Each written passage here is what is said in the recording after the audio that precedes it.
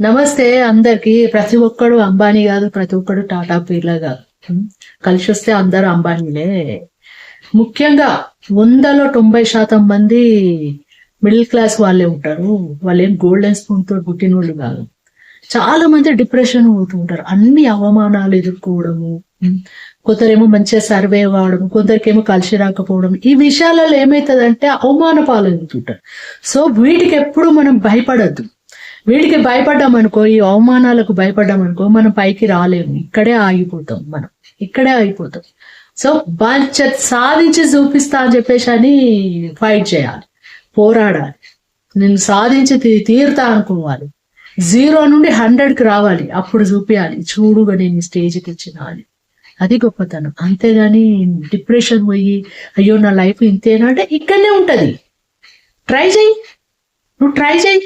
నువ్వు ఎట్లా నేను పైకి ఎదగాలనేది ట్రై చేయి. ఖచ్చితంగా ఒక సొల్యూషన్ ఉంటుంది.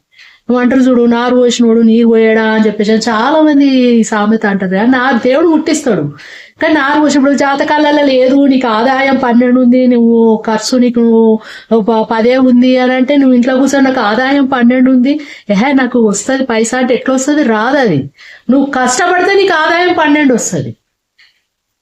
అది అంతేగాని ఇంట్లో కూర్చొని నా జాతకంలో 12 ఉంది, నాది శాతము నాకు వచ్చేది అని అంటే ఇంట్లో కూర్చుంటే నీకు రాదు. అది వస్తుందా?